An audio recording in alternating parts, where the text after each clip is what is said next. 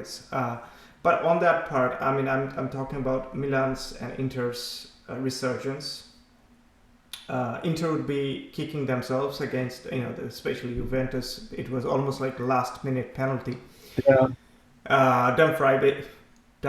They weren't actually giving any space to Juventus. Like No, no.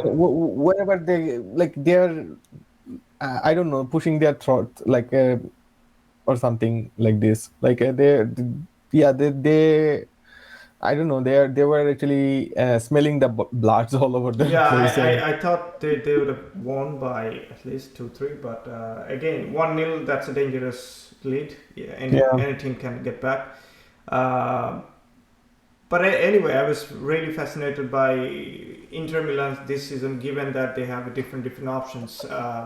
They're trying to put Dzeko in, and Dzeko trying to take one or two defenders with him, and Lautaro has been very productive, as well as they have other options like Alexis Sanchez on the bench, which is, I mean, yeah, not so bad from bench, or even a walking Korea. Uh, but what's really struck me is Çalhanoğlu playing as a number 10, and if he gets some kind of space, he's doing quite well on that role. And with Barella coming in and overloading that right hand side with Darmian, and on the left hand side, it's been, Brozovic basically controlling all the game. I think this, and they have fantastic central defenders as well. I'm kind of very shocked that they're right now at number 3. They should have been a little bit up. They've lost some points. But yeah, who else is playing fantastic football? You talked about a little bit of Jose Mourinho, who was red carded against Napoli. yeah. I saw. And Spalletti got the red card too as well in the same game. And Mourinho was outside. It was a 0-0 draw, but a very, very entertaining 0-0 draw. Mourinho was trying to basically jump up to a stand or something, and he's trying to directing his players from there, which is kind of insane. Shows the passion of the guy.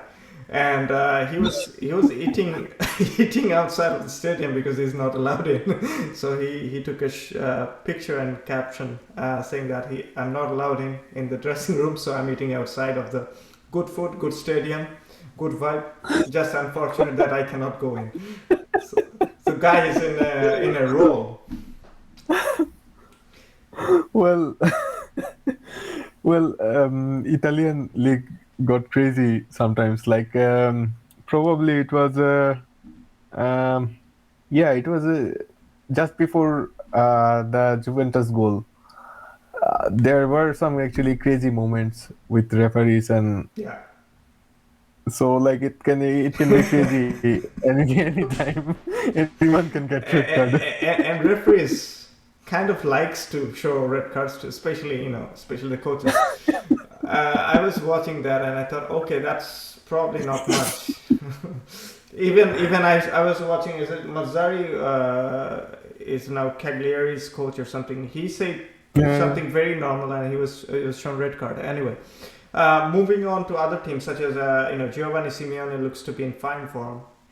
Started 2 games, scored 6 goals, and now some of the goals have been fantastic. Even today, some of the curler he's got, I think he has upped the game, which is good news for Hellas Verona, because they are a kind of a mid-table team always, but they always look to be pushing for that spot, Europe, at least Europa League spot, and it looks they're right now above Juventus, sitting on 7th, and that's quite a compliment for a team like Hellas Verona, which doesn't have much money to play around in transfers. actually, there were actually in the bottom, so far I remember, in like 10 years ago, or 8 to 10 years ago at Yeah, the time. even And if you talk yeah, 5-6 years ago.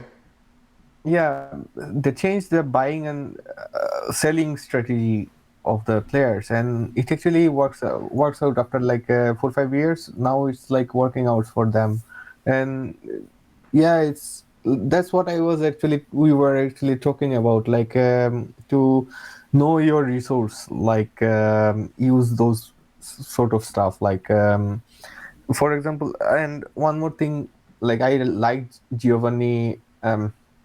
uh, Simeone From River for a Days, while. Huh? from his River Days. Yeah, yeah, exactly. And um, the thing is that like he probably gained a little bit weight 2 seasons probably. I don't know. I don't remember like when. Yeah, it was right after his first injury. Yeah, when he when he was playing for Argentina. Then when he came back to from the international break, and he got injured for some reason. I forgot actually that what happened there. And he wasn't actually moving, you know, like a number nine for a while. So it actually hurt me I, because he I, has I this think what happened, potential too. yeah, well, he lingered around Fiorentina.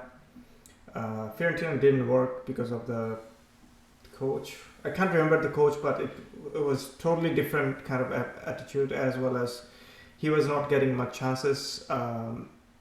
He moved into, I think, Genoa for a while. Is it Genoa or Yeah, he was. Cagliari?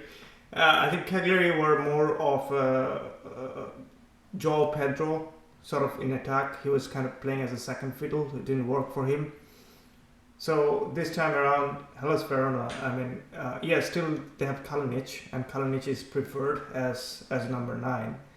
But whenever Giovanni came in, he showed that he can play as number nine, and it would be right now, given the form, it would be stupid to play Kalinic up there, who actually Yeah, missed after Giovanni was taken off, and yeah, so the 4 goals against Lazio.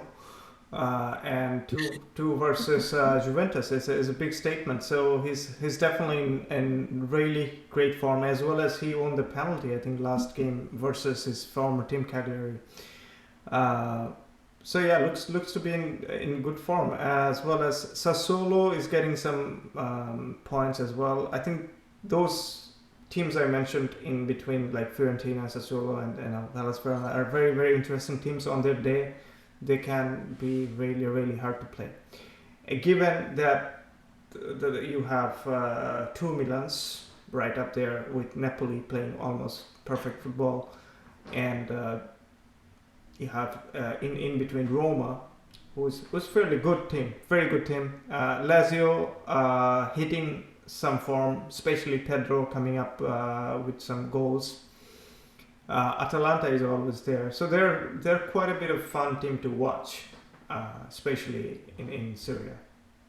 and one more thing I would add, like with these coaches and tactics, and like even with these players, Italian league is not like the Italian league we remember actually Yeah, so far. It's more interesting it's nowadays. It's not like the game is it's not like more parking the bus entertaining. anymore. No, the game are more interesting.